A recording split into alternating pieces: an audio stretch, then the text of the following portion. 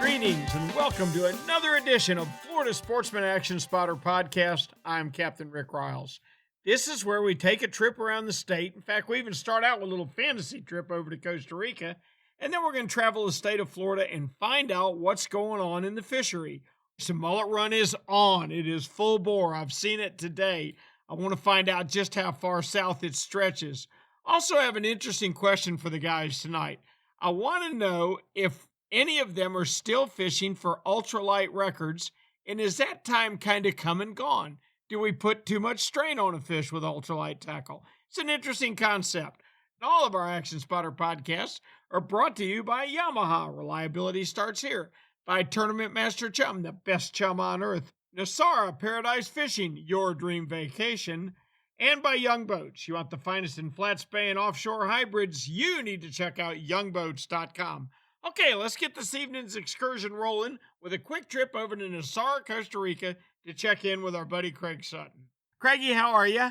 I'm good, Captain Ricky. Real good. We're opening up, and we've been booking guys out of New Jersey, New York, and, California is opening up. I think the 1st of October.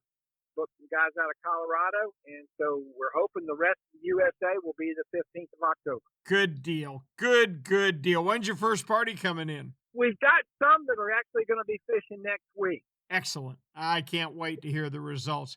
Hey, Craig, I got a question for you. Yes. All right, you and I have been around a long time, and we've seen, I think, the whole kind of ultralight craze come and go. Do you do any real light tackle fishing anymore? We do if we get some fly fishermen that want to do that, and I'm kind of both sides on that. I mean, I think sometimes, especially with the billfish, you can kill that fish fighting him a long time. And I think it does more harm than good. I don't personally like it for billfish or anything that's, an endangered or somewhat limited supply fish, because I think they hurt a lot of fish. And those marlin, you can only fight them so long. And the same with the yellowfin. You fight them for so long, and they're just going to suffocate and die on you. While it's kind of neat to have a nice big fish on real light tackle and all that, you got to kind of balance between hurting the fish and making yourself happy. Yeah, I'm just wondering. I got to thinking about IGFA yesterday. I don't think any of my everyday, day in, day out tackle is probably IGFA legal anymore, just because I don't pay attention to it. I don't have this burning desire to chase a marlin around hooked on 2-pound test to prove that my boat handler was good enough to get me close to him.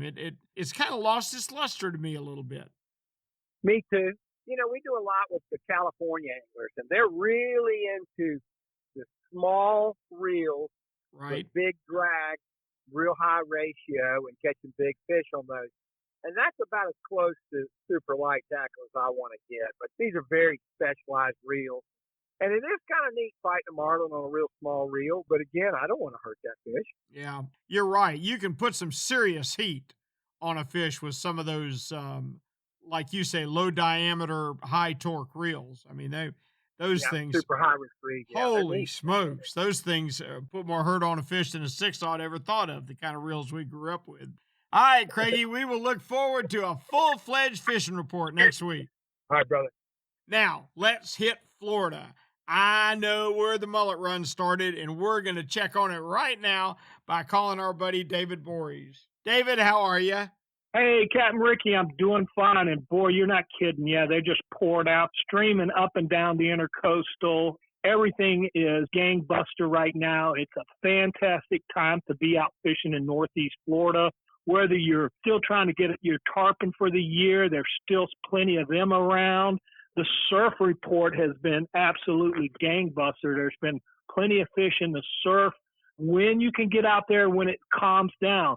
We've been having an easterly wind flow lately, which has sort of kept the offshore guys, I would say, probably kept them at bay. But inshore, it's really been fantastic. The red fishing has been really good.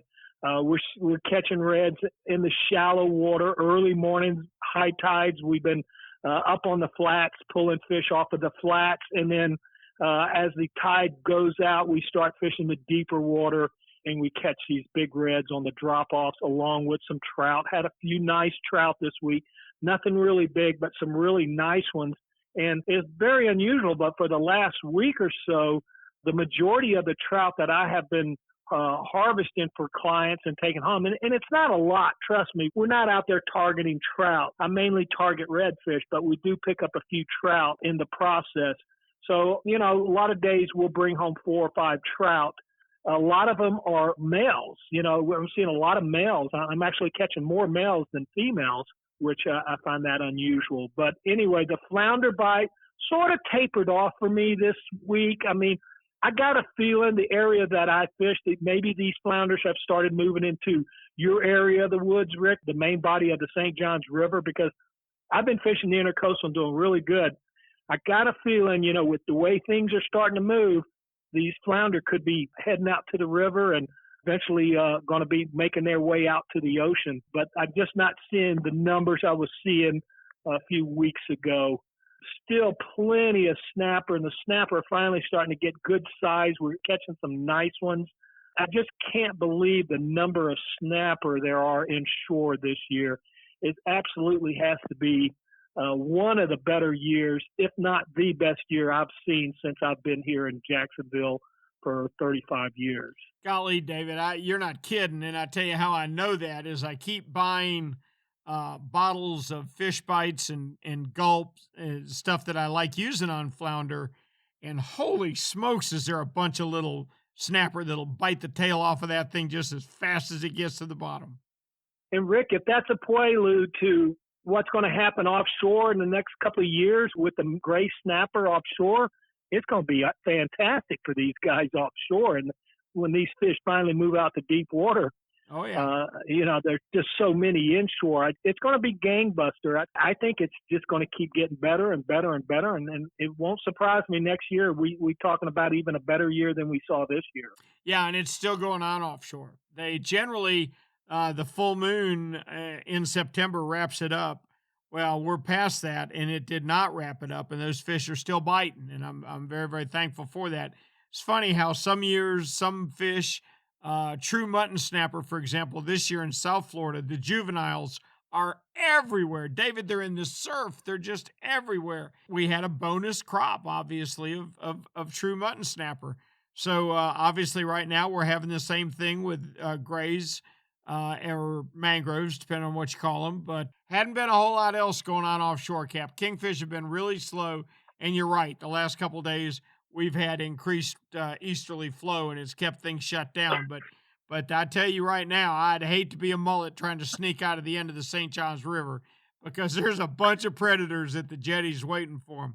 Now, I did get some interesting news on shrimp this week that was not good. Gerald Pack, that owns Safe Harbor Seafood, told his big shrimp boats, his ocean shrimpers, to stay at the dock because he could not buy any more small shrimp.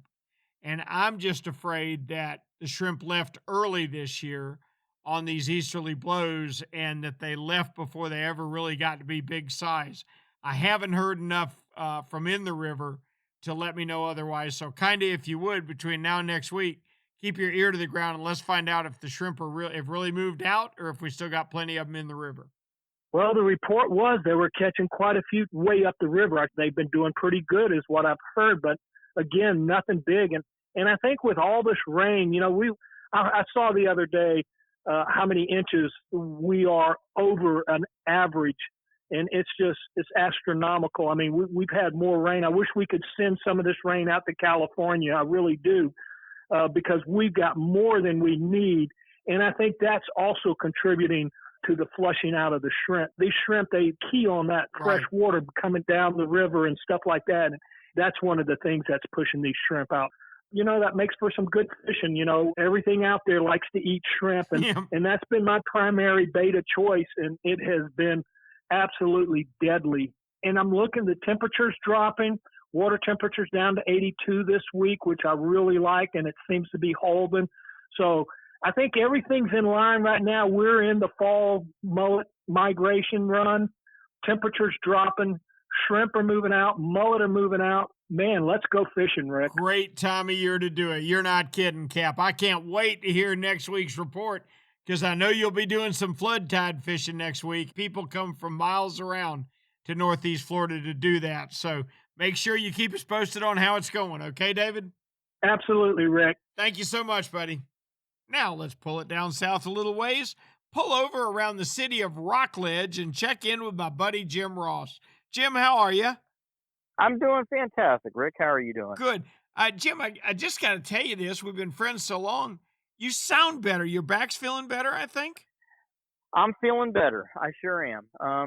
Unfortunately, today was a setback mentally for me. My doctor told me that I had to wait 4 more weeks before I could go back to work.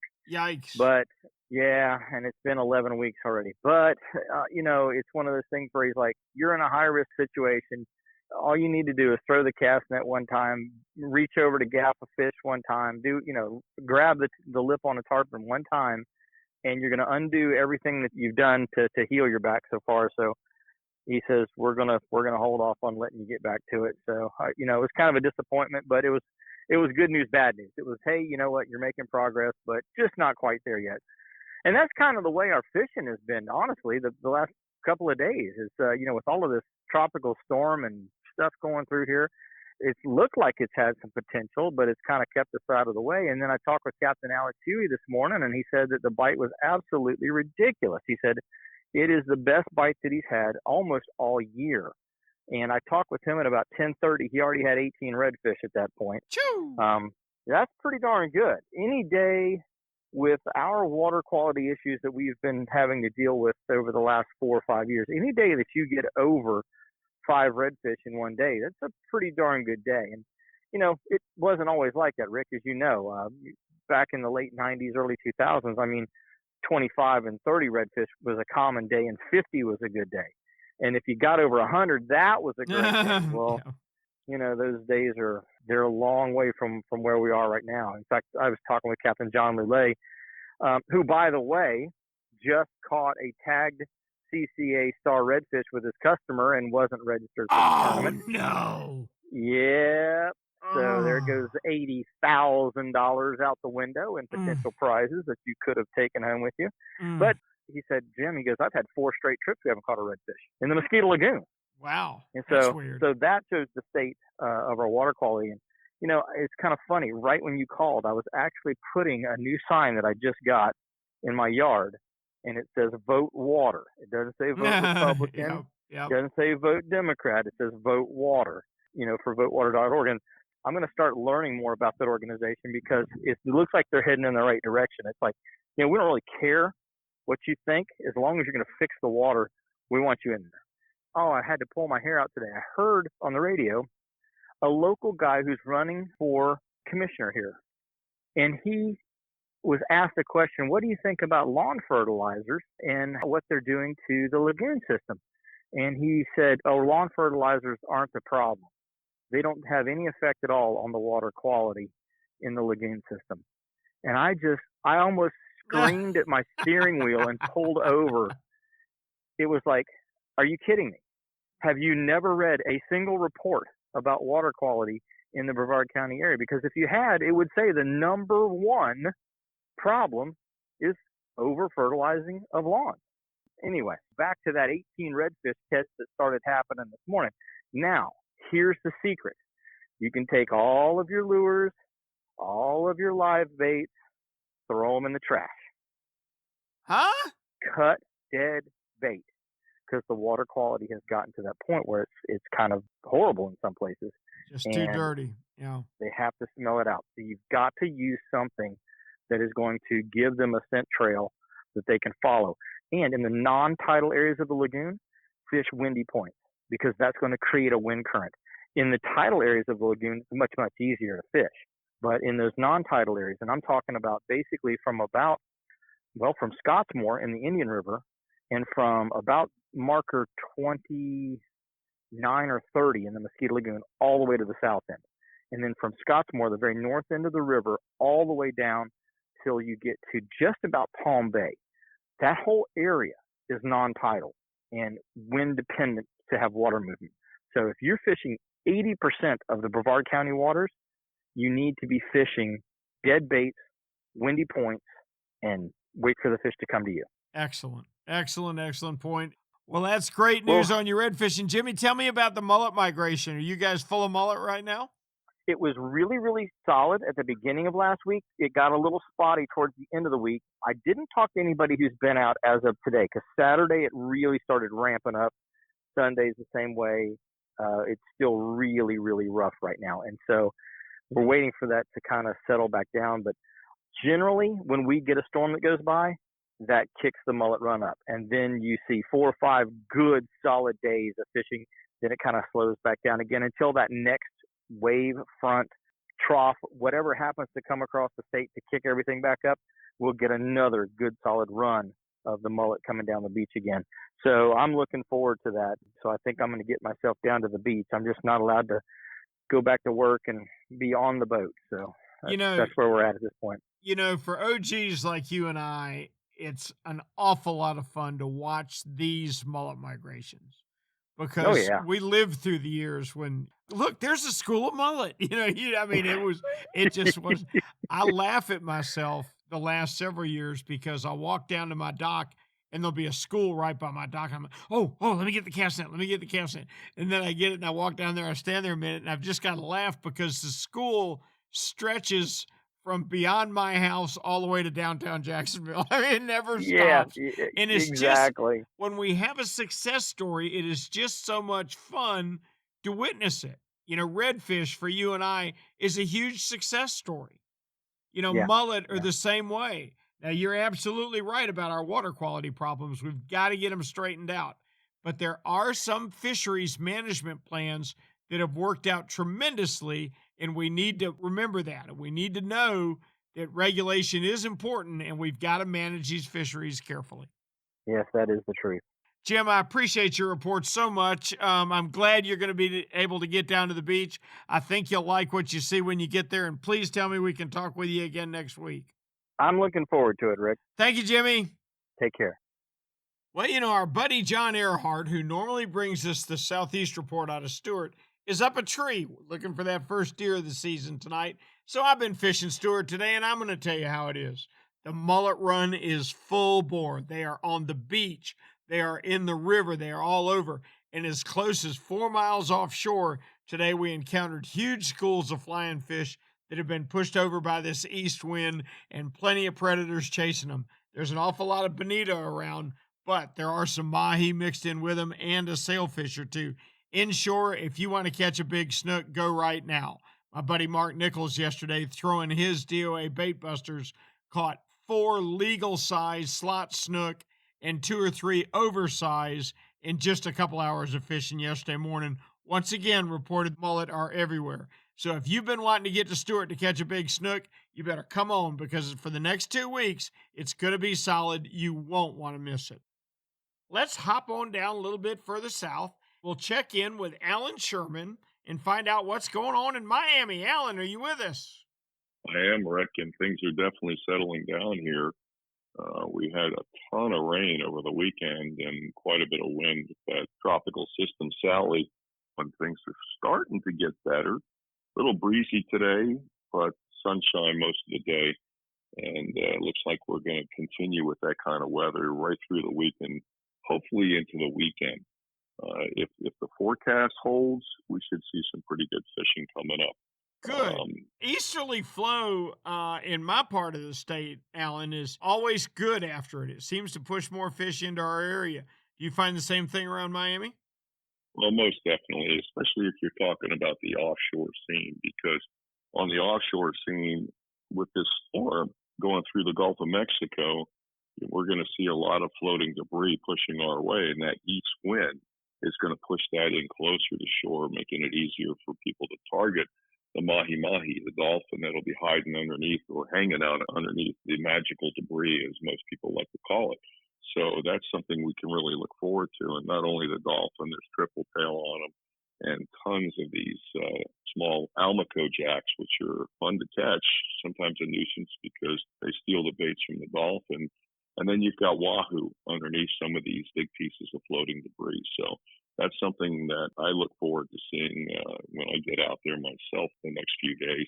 if I can get offshore. The winds are supposed to be maybe 15 knots. That's a little bit more than my bay boat it makes it comfortable with. But the other side of having a storm like this time of the year is we often see big schools of mutton snappers show up. Now, they're not usually legal fish, and the limits have gotten larger and larger. To be able to keep a mutton snapper, it's 18 inches. Down at Biscayne National Park, it's 19 inches. And these schools of these muttons are usually under 18 inches. But there's always a few good ones mixed in with them. So there's a good chance of not only enjoying a hot bite that could go on all day long, keeping your rods bent, but you may actually catch a few nice snappers to take home with you. So that's something I'm really looking forward to taking part of tomorrow, especially. Outstanding. Alan, I got to tell you, I had the conversation with our friend Mark Nichols. You know Mark, of course, with DOA. Sure. And he talked to a fisheries biologist, about the muttons coming in real close to shore. And we were talking specifically about the fact that they've caught some in the surf up near Titusville, which I think is fascinating. And he said the biologist told him that when those muttons come into the surf like that, they're keying on baby sea turtles.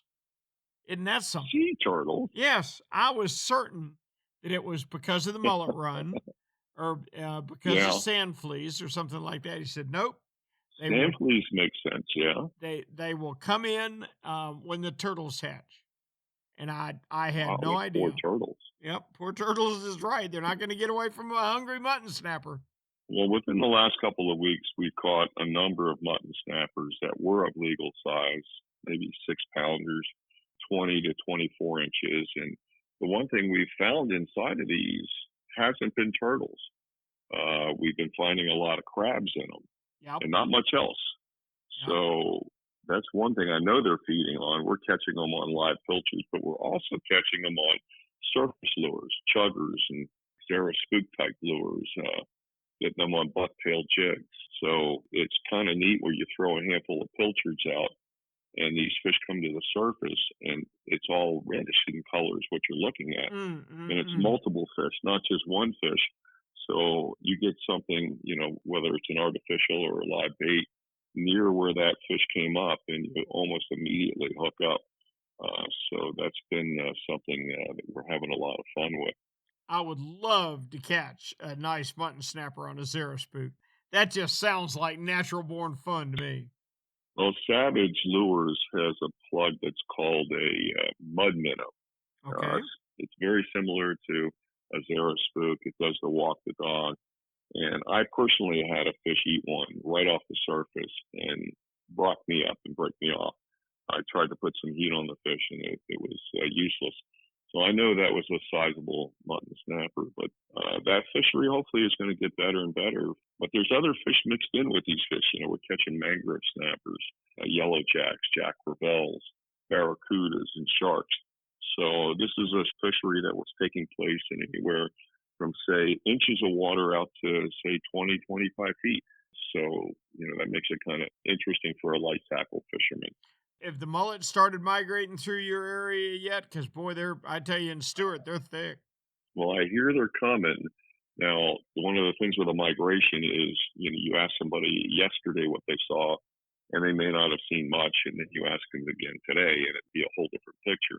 But I launched my boat, a boat ramp called Pelican Harbor, and for the last 3 weeks, there's been one finger mullet school there with about 20 baits in it every time I've gone there.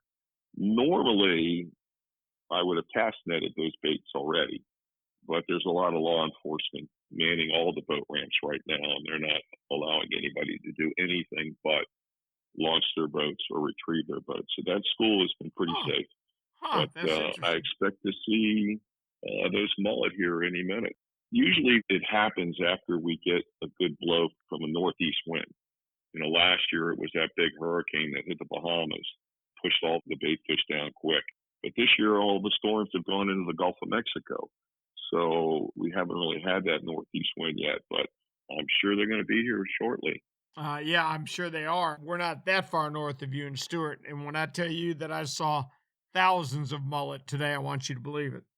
Well, that's exciting, and I understand the snook fishing up there has just been off the Oh, charts. it's off the chain. Yeah, it's really good. It's really, really good. Offshore has not been hot, but inshore has been really, really good.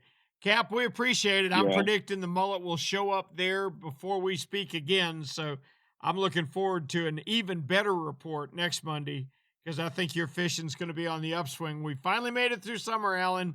We're getting into fall, and it's going to be a good one. You guys catch them up, and we're going to do the same down here. Thanks, Alan.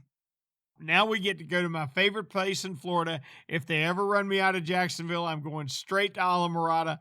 I'm going to be a pain in the neck to Nick Stanczyk trying to learn everything I can about swordfish fishing. Captain Nick, how we doing?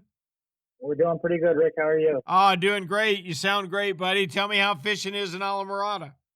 So we swordfished last Monday, and we went 2 for 3. We tagged and released those fish. They're not big ones. One was a keeper. But we have a film project with 10, so we caught a couple of those, and then I fished the next day, filming again. It was as good as a blackfin tuna bite as I've ever seen. How about that? Tough to get the big ones past the shark, but we were killing the live pilchers. We had whatever 300-400 pilchers, and the tunas were bouncing up the back of the boat. But anytime you hook a tuna more than about 12 or 15 pounds, it was tough to get past the sharks. But we wound up catching 20 blackfins. We kept about half, really, in about 1 hour of fishing. So that was as good an action as we could have asked for. Wow, did you say you hooked up 20 blackfins in 1 hour? We caught 20 in an hour, and we probably lost 10 to the sharks. So we probably hooked 30 of them, I bet, in that hour. I think it was about 15 pounds that we landed. It was just tough to land the bigger ones because the sharks were getting them. And then we swordfished one other day on Friday and had one cheap bite all day long, so it was kind of a long day. But we caught a handful of dolphin that day and a few tunas on the way home as well. It has been a great year for blackfin tuna all up and down the coast. I don't remember seeing more. We clobbered them back in March up in Jacksonville, and it's just like it's been that way all around the state. Everybody you talk to is catching all the blackfin tuna they want, and I'm for it. I love them. Yep, I love them too. I agree. People say they don't eat them, but fresh, even a day or two out, I still love them. If they're not eating them, it's because they're not caring for them properly. Do you bleed your fish when you catch them, Nick? Yeah, I did definitely bleed the tuna. We bleed probably half the other fish we catch. I do agree it always makes the meat look better. Even a white meat fish, I can't always tell a taste difference, but I think it makes the meat last longer. I tell you what got me starting bleeding so many more fish was we hooked a gag grouper a number of years ago, and he got bit off.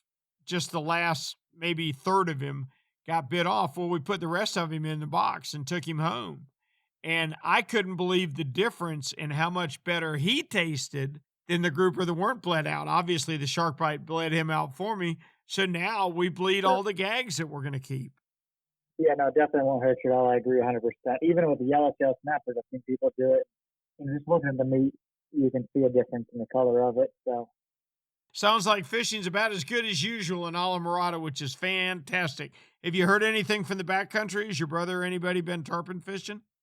There's been a lot of juvenile tarpon around. I saw Captain Clyde Upchurch. He caught 7 small tarpon a couple days ago.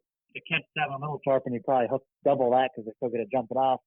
And I know my brother had a couple of really small tarpon today, but a ton of snook, he said, so they lost count from 30 or 40 snook. They weren't big snook, still good action, but he did have a few really nice snook last week in that 15 to 20 pound range, which for us, those are huge snook. I think he had 3 of them one day, so I was kind of cool to see some picks up. Oh, that's cool. I got one more quick question for you before you go. Do you get mullet down there? Do you get a mullet run? We get some, yeah. I don't think it's like this equivalent to, what you get up and down the coast there, but no, we definitely get a pushing mullet for sure. I can tell you the surf in Jacksonville, you could walk on them. I mean, if you want to catch one for live bait, reach down with your hand, you can grab one. They're unbelievable. Well, Cap, we always appreciate your report so much. Please tell me we can talk with you next week. Yep, we'll be here. Give us a call. Hopefully we got a good fishing report. Let's swing around to 10,000 Islands and check in with the mayor of the 10,000 Islands, Captain Steve Dahl. Steve, how are you?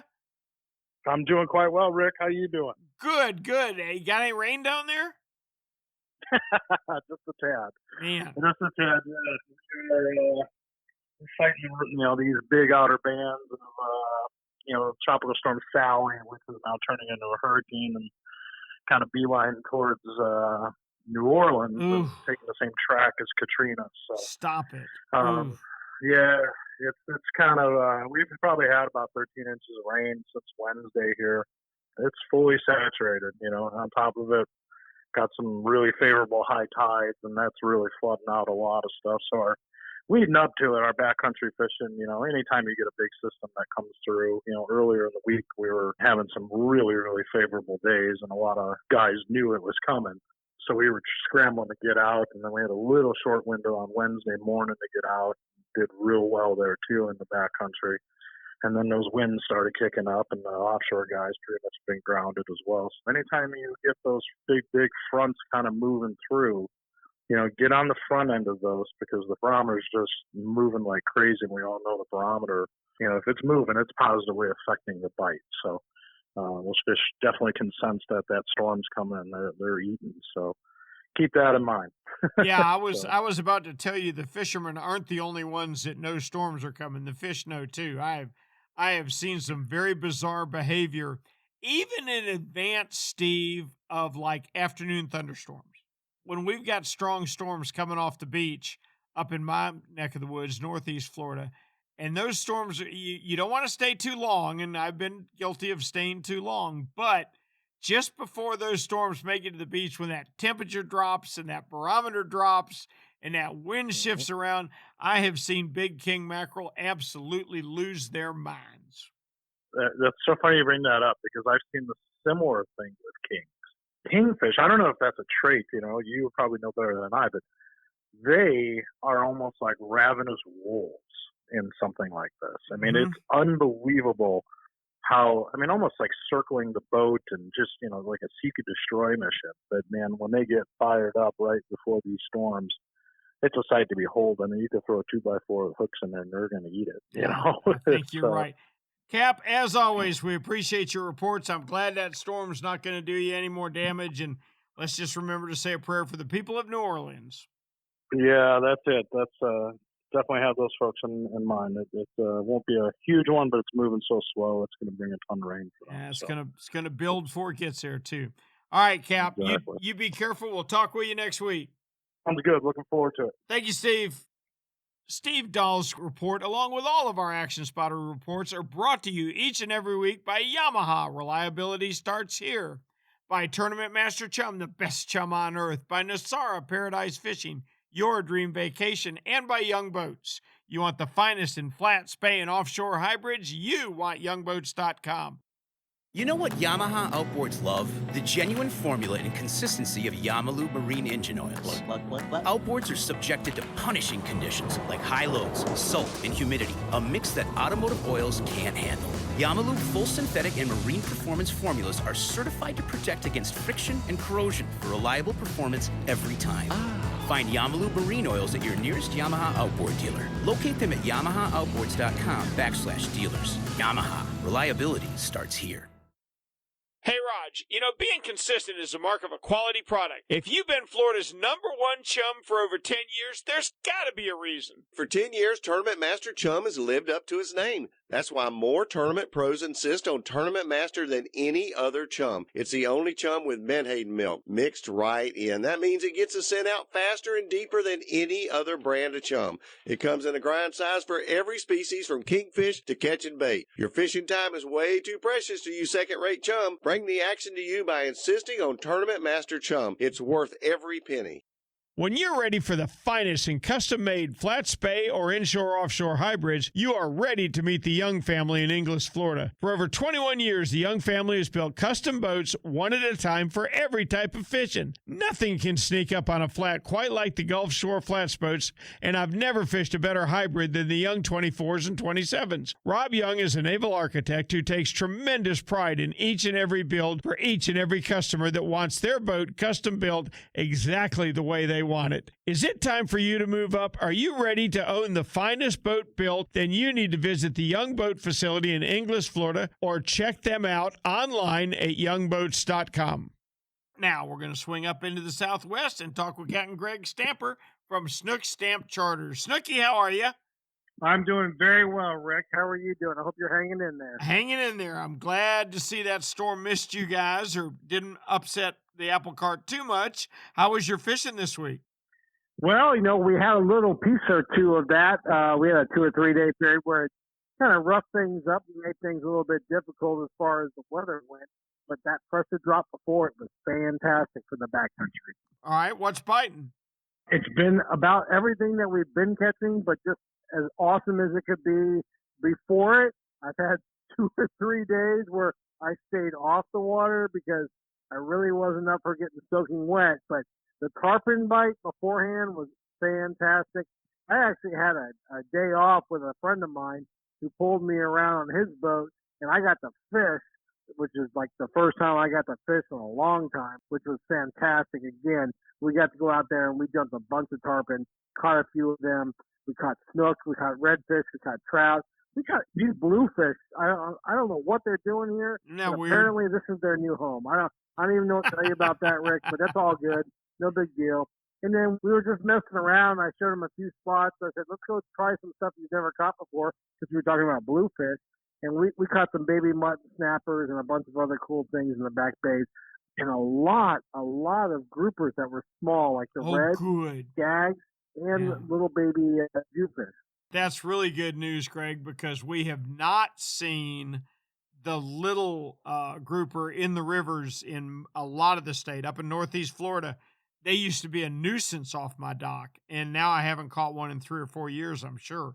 And isn't that interesting? Yeah, they've got to start there. I mean, that's what depends on how many grouper move offshore and grow up, is how many survive the estuary. And right now, it doesn't seem like many are. I believe you there, my friend, but we've had such a good water quality this year. Everything has been way beyond what I would thought it would have been. I mean, we caught menhaden off the beaches this week, which I haven't seen those in years. That's absolutely great news. Now, I'm assuming you haven't had any boats get offshore in the last few days. Well, not in the last few days, but I got to give my hats off to somebody who was out there. Okay, so the storm went through. Obviously, nobody was out there for a few days. The days before that were actually doable, and they couldn't go way out there. So you're not going to hear about sailfish or blackfin tunas or any of that stuff. But the guys that did go, and my buddy Sam Katona, captain, I'll give him props, man. I couldn't believe what he was bringing back to the docks, and so I called him this morning. I wanted to ask him a little bit about what he's seen and where he's seen it. And it was interesting because he only went out to 70 feet of water, which you're almost talking about near shore in my neck of the woods, Rick. And he's getting really good numbers on red grouper in that range, 70 feet, and they're eating pinfish like they're going out of style.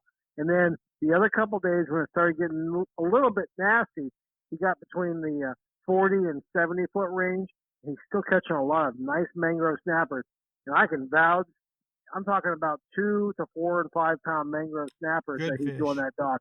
And he never even stopped to go catch lanes because he had his mangrove snappers and he had mutton snappers on that fillet table. Oh, that's a really, really good catch. You're right. Hey, let me ask you something, Greg. Do you ever fish pinfish for redfish? Oh, all the time, Rick. Okay. I prefer the small ones if I'm doing it live, especially on popping corks, because if you just make that leash just a little bit shorter than what the bottom is, you just can't get down, and they just make way too much noise. But if we have a bigger one, I cut them in half a lot of times, especially when it's hot out, because they know what that is, and those fish just can't handle a big one. But if you cut it in half, it's gone. Now, do you cut the fins off of them? Do you cut the dorsal off? It depends on how hot it is. So we're going to move in a month to cooler water. It's not going to be such an issue because these fish are going to be a lot more fired up. We actually hit this week 82 degrees in the back bay. Yeah, that's exactly what it's been in Jacksonville. That's funny. We don't ever use pinfish for redfish up there, but I went over and fished up around Homosassa, and William Toney is death by using little bitty pinfish and cutting their dorsals and their tail off. And that's the way to do it. They can't move as fast. Yeah, he was producing redfish like crazy doing that. He wasn't probably using them on corks, though, was he? No, just throwing them out. On a cork, those guys are struggling. They want to get back down there and eat that grass or whatever's there. And if you make that leash off that cork just the right amount where they just can't quite get to that grass, they make such amount. They make so much noise, Rick. It's almost sad because when you see that court going crazy, you're like, oh, he's in trouble. Yeah, I know what's coming. Yep, I know what you're talking about. Just like when that mullet starts hopping across the top of the water, you know what's coming.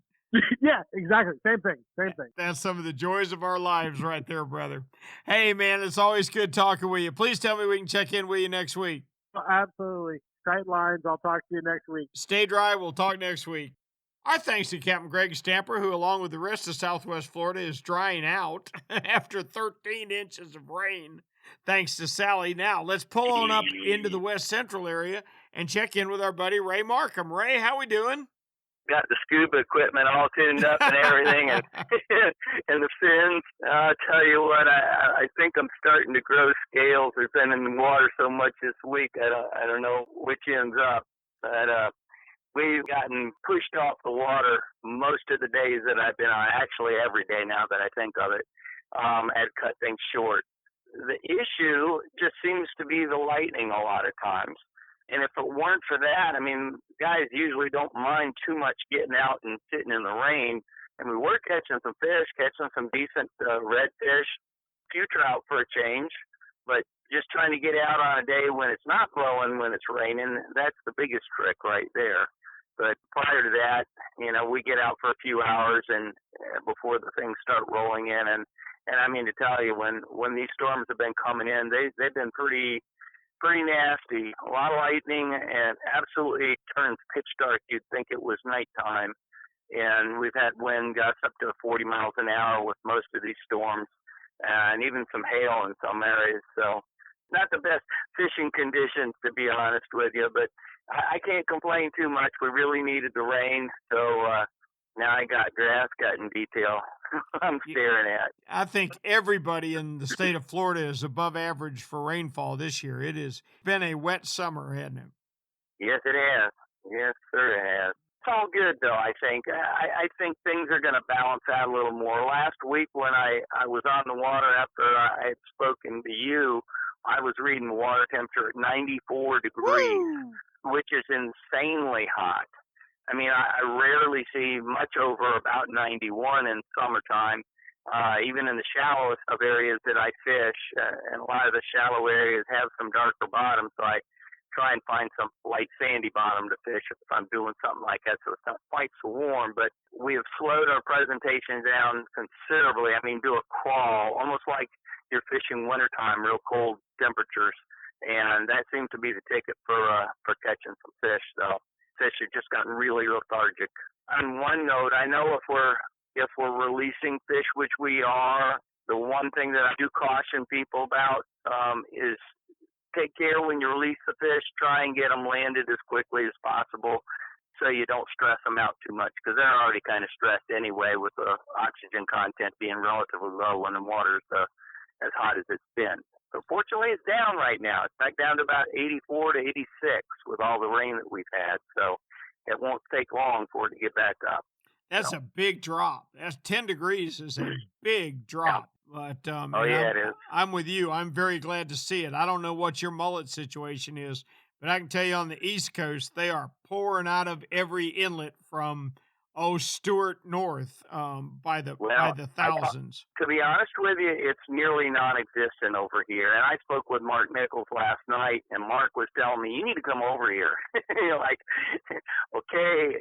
So I get rid of the trips they got this week. I'm going to find a little hole in the schedule and haul buggy over there and go fish. Oh, I can tell you, we were filming Best Boat, Florida Sportsman Best Boat today, and I saw thousands of mullet. And I'm so glad to see them. Mullet are such a success story for the state of Florida, and I just hope we keep protecting them and their numbers just continue to increase. My concern with mullet is that there's so much grass that have just disappeared over on your coast over there. I wonder what the heck they're eating, because I know they feed on the vegetation and the things that are in the grass over there, what little grass there is left. That'd be my concern. That's a good question. Yeah. And I don't know right now, they're in full migration mode, so I don't know how concerned they are with eating versus how concerned they are with getting themselves further south. So Stewart is just one of the places. I mean, Obviously, they're finding something to eat when they're living in the waterway here, but right now, everything's leaving. Everything's headed south. Cap, we appreciate it as always. That sounds really, really good. I'm sure your water temperature is probably going to go back up some, hopefully not back to 94. But if you'll keep track of it, I sure look forward to talking with you next week. I'll find out what it's like sunrise tomorrow morning. You got it. Thanks, Captain Ray. All right, brother. We appreciate it, buddy. Now let's pull into the Big Bend. Okay, that's where Homosassa is, and that's where William Toney is, and that's where the best jam you ever put on a hot biscuit is, and I know because he's got it. Cap, how we doing? We're doing good right down here in downtown Homosassa. Oh. And looking at that guava jelly, I may have a spare jar for you somehow, some way. Oh, bring it on. I'll bring the biscuits, you bring the jelly. Tell me how your fishing's been. Well, fishing is right on par with September, early fall. We've had some pretty rough weather with some of the storms coming through and everything going on right now, but that is going to cool our water a little bit, and the trout bite's been phenomenal. So looking for trout, the kelp patches down in Chazawiska, all the way up north in the Big Bend up toward Cedar Key, and even on Steenahatchee and Keaton Beach, there's a couple places I've fished before over the years that have good rock grass, or sargassum, I guess is what it would be called technically, because at one time I was calling it kelp, and I got corrected a lot about that. But the trout are around that on that high outgoing tide has been the best bite. Gotcha. What is your go-to for trout, William? What do you throw more than anything else? Well, I put it this way, like if it's a windier day like we've had a lot lately with the tropical depressions and storms going by, I prefer using a cork rig, putting about 18 to 22 inches a leader between the jig and the cork, and it varies every day. Sometimes it's glow, sometimes it's a darker color, so I'll use like a watermelon red flake from Mirror, or sometimes it could be motor oil, it could be new penny, it could be just a dark color. But what I suggest for anglers that are looking for trout, if there's 2 of you, use 2 different colors. If there's 4 of you, use 4 different colors, and you'll find out real quick who's starting to have the hot hand, and then everybody switch to that color. Great advice. Now, what you're talking about is fishing a jig beneath a cork. Are you a fanatic about the cork? Is there a particular popping cork you like the best? You know, not really. There's so many variations of them out there. I've used the DOA, just regular oval cork. It's kind of the larger. Back in the day, we used a lot of the cigar shape, the smaller ones, and it made a little lighter bloop. But I feel that the bigger oval cork makes a larger sound and will attract that trout a lot better. So it's not really brand or anything like that. I think it's size. And though I will say eventually, you know, you might want to home in on color. Bright orange seems to work best for me. I've tried chartreuse. That's been my worst color on a cork. But there's different colors from red to, you know, there's a variation out there. And sometimes it's, you know, with the tackle box, you got to have one of each. Mm-hmm. Some days some works better than other. But the bright orange seems to work best here around the Homosassa area. A bright orange cork. Now, what do you have a particular color jig head? That varies day to day too. Now, the other day I put a chartreuse head on a glow cow shad, and then I had a red jig head on a Maralure Little John and watermelon red flake. That's what I started with. And the red head was working better than the chartreuse, but the day before the chartreuse was working better than the red head. You know, they sell tackle for a reason. And just don't go out there with just one favor in mind.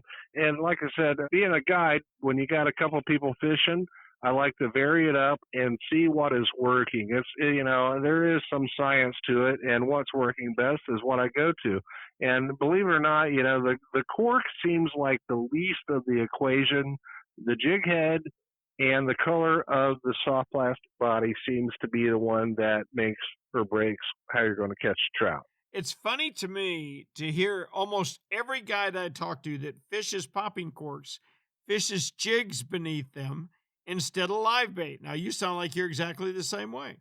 Well, you know, the live bait in our area, you'll get a lot of bycatch. You'll get the catfish, you'll get jacks, you'll get tons of pinfish and things like that. But what I like about using a soft plastic you get to cover a lot more water without having to put bait on every cast or every other cast. So predominantly on my charters, it is always soft plastic for trout fishing. Red fishing, a little bit different, but, when you want to cover water and you want to keep casting and search and find those trouts on that sargassum or the rock grass that we call here on the Big Bend, I would go with artificial. That is great advice, William. William, we appreciate it as always. Please tell me we can check with you next week. You should have a deer on the ground by then. I hope so, or in the water. If I have to swim them down and get them with my Navy diver's knife, I'll do it. That'll work. Thanks, Cap.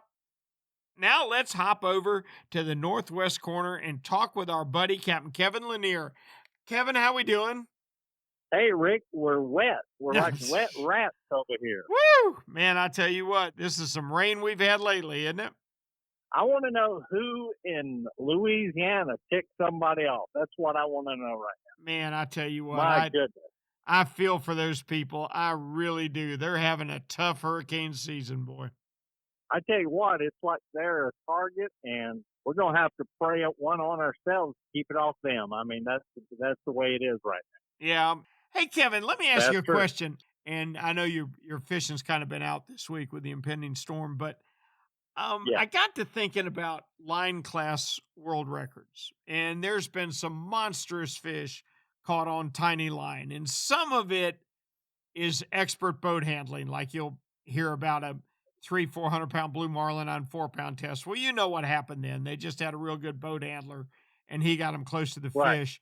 But sometimes some of these fish, an awful lot of big fish, are fought for very long battles on ultralight tackle. Is it time for us to quit recognizing light tackle IGFA world records, or is it a worthy achievement and some fish are going to die no matter what we do? Well, Captain Rick, I think we've moved into a new age in fishing. I think that trying to catch fish on light tackle that you're going to let go that will most likely die because they have fought their life, I think we need to stop that. I mean, if you were to hook a fish on 4-pound test and you were to keep that fish and you were to weigh it and you found it's a line class record, then I think that's great. But I think solely for the purpose of releasing that fish, I don't support that. Yeah, I got to tell you, when I was a kid, and when I was a kid was a long time ago, we got all hopped up trying to set the world record tarpon on 12-pound tests because Mayport's got some pretty big tarpon. And, buddy, we never got close, but I can tell you this much. I know we released some fish on 12-pound tests that were way too tired when we let them go. Oh, absolutely. I mean, look, we're at a day now to where you can't even boat a shellfish if you're not going to keep it anymore, even if it's undersized and really bad and you got to get the hook out. I mean, we're to that point, are we saying two different things by going with a light tackle release world record? Like I said, if you're keeping that fish and you caught it on 4-pound test, we're all amazed that you're able to get that 25-pound mahi in on when you're fishing for yellowtail. That's great. But just go out there and intentionally do that. I think we've moved beyond that now. I think you make an excellent point. I really do, Cap, and I would not be disappointed if the IGFA started a program to do away with line class records over the next few years. I still think all tackle record is pretty impressive. In fact, I think it's very impressive. My hat's off to anybody that does it. I agree. But I am not going to fight a 30-pound redfish on 6-pound test until he finally dies in that channel of the river, to claim a world record with. It's just not worth it to me. So anyway, just my thoughts on it, and I appreciate yours very much. Captain Kevin, we appreciate it as always. I look forward to talking with you next week. All right, Captain Rick, we'll talk to you soon. Thank you, bud. Talking with all our action spotters has been great tonight. We've all talked about the results of the hurricane. Well, it's going to be a little too close to one Captain Tyler Massey. He is rapidly preparing for Hurricane Sally, which right now is forecast to only miss Florida by about 50 miles. So our prayers and thoughts go out to Tyler. I'm sure he'll be back fishing next week. But until then, God bless the Panhandle and all the people that are going to be affected by Hurricane Sally. Boy, it's been a great trip around the state tonight. I tell you what, the mullet run is so much fun. If you've never fished it, you need to make your way to the east coast of Florida, anywhere between Jacksonville and Stuart. The surf is full of fish. Everything's in there feeding them. Redfish are in there, jack crevalles, tarpon, snook. Everything's chasing the mullet up and down the beach. It's a sight to behold if you've never seen it. You will see more sharks than you've ever seen before, I promise you. It is really a great time of year in Florida. Our thanks to each and every one of our action spotters tonight. You know, I was fascinated about how it seems to where the mullet run has gotten almost to Stewart, but then petered out as we got closer to Miami. Now, Captain Alan Sherman is still picking a few mahi. You get down to the Keys, the blackfin tuna bite continues to be so strong. It's been one of our great stories for all of 2020. It's been the numbers of blackfin tuna that all the boys are catching. Once we flopped over into the Gulf, it was all about the hurricane. Now, they're a grouper close to shore. I was tickled to death to hear Greg Stamper talk about grouper in the estuaries there. That means that our future is looking bright for grouper on the West Coast. You get up around Ray Markham's area, you start to see more and more effect of the hurricanes. He's getting squalls that are running him off of the water every day, but his red fishing has been very, very good. Captain Kevin Lanier only got out a couple of days. The vermilions are biting, but he's hunkered down for Sally. So hopefully he, along with our buddy Tyler Massey, will be safe. Hey, we really appreciate you listening to our Action Spotter podcast every week. Please be so kind as to like us and rate us if you would, wherever you get your podcast. And remember, our podcasts are brought to you each and every week by Yamaha. Reliability starts here. By Tournament Master Chum, the best chum on earth. By Nosara Paradise Fishing, your dream vacation. And by Young Boats. You want the finest in flat spay and offshore hybrid boats? You need to check out youngboats.com. Until next week, I'm Captain Rick Riles, and we will see you on the rip.